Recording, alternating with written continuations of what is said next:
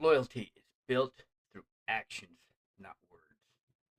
Welcome back to another episode of JV Matters, where we talk about football, but not just the X's and O's, everything that goes into football. I'm your host, Coach Lowry. We are continuing our week long series on loyalty, so let's get started. So, if there's one thing football has taught me over the years, is this: loyalty is easy to talk about. You hear people talk about it all the time. Living it is much harder. I mean, after all, we can all talk a big game, but can we live it? I've heard players say they're loyal. I've heard coaches say they're loyal.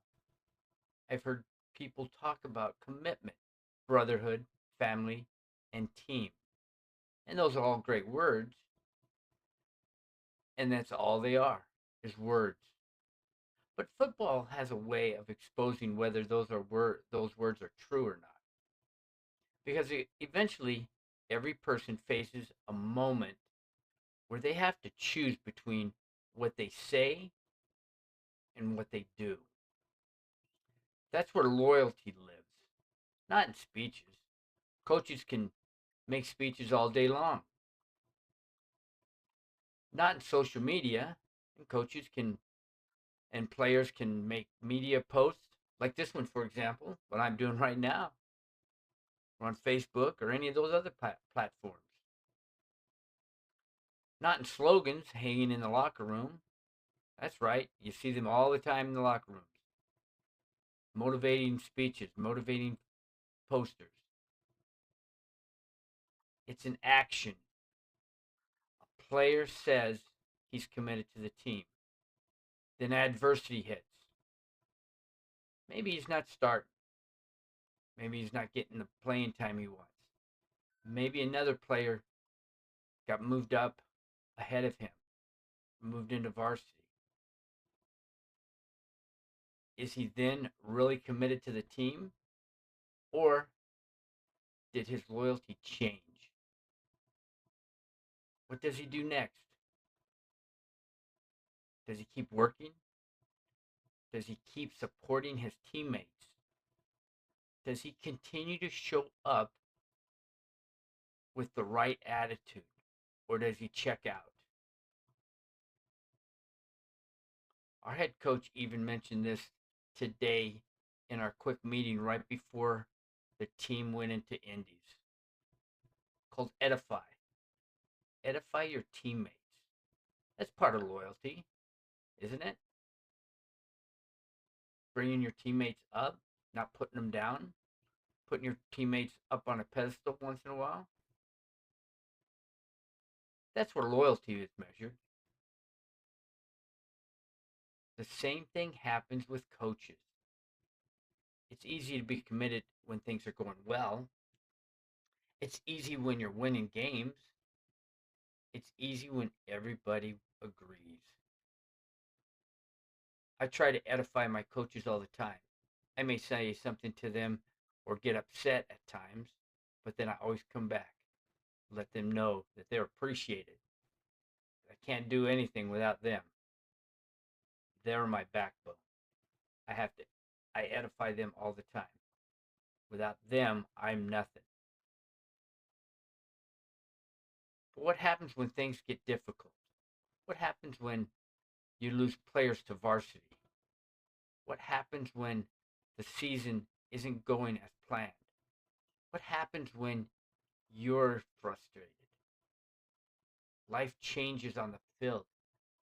Your players change. And even your coaches change when all that happens. That's when loyalty stops being the word and becomes a decision. One of the things I've always respected most in players is consistency. The player who shows up every day, the player who keeps working at it day in, day out. Not always the most talented player, the player who stays committed, whether things are going his way or not. Those players earn trust. those players earn playing time. And trust is one of the most valuable things a player can have on a football team. Coaches can trust players who are consistent. Teammates can trust players who are consistent because they know what they're getting day in and day out, day after day, week after week. The truth is, loyalty often looks boring. It's not flashy, it's not dramatic, but it's showing up every day. It's doing your job every day. It's staying committed every day. It's supporting the people around you. It's running your drills 100% day in and day out. It's not half stepping your drills every day. It's doing them 100%. That's commitment. That's loyalty. Even when nobody else is watching. But in reality, the coaches are. I've seen players who weren't the most talented players become one of the most respected players or members of a team because they were dependable. They showed up every day. Their teammates knew they could count on them. Their coaches knew they could count on them. That's loyalty.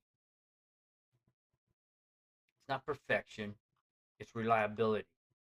And football teaches us something important about reliability. Because when pressure shows up, people don't rise to the level of their intentions. They fall back on their habits.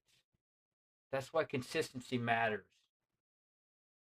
That's why commitment matters. That's why loyalty matters. Because when adversity arrives, and it always does, the people have built strong habits are the people the teams can depend on.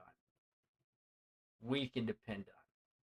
The same lesson applies not just in football, but outside of football, in life, in families, your friendships, your careers. People remember who stayed committed when things got difficult. Things will get difficult when you get out of football. When you leave high school, things will get difficult. Things will not always go your way. People remember who they could count on. People will remember who showed up day in and day out during the rough times and the good times. That's why loyalty is such an important chapter in this book. Because every successful team, every successful player, and every successful relationship is built on trust. And trust is built through action, not words. Anybody can talk about loyalty. The real question is, what do your actions say? So here's my closing thoughts. Loyalty isn't just about announcing or something you announce. Yelling, hey, I'm loyal. Sure, I'm loyal. Are you loyal? That's not loyalty. It's something you demonstrate day by day, choice by choice, action by action.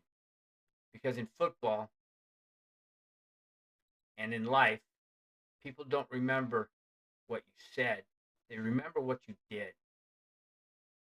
And that's where real loyalty is found. So thank you for tuning in. I hope you enjoyed this episode.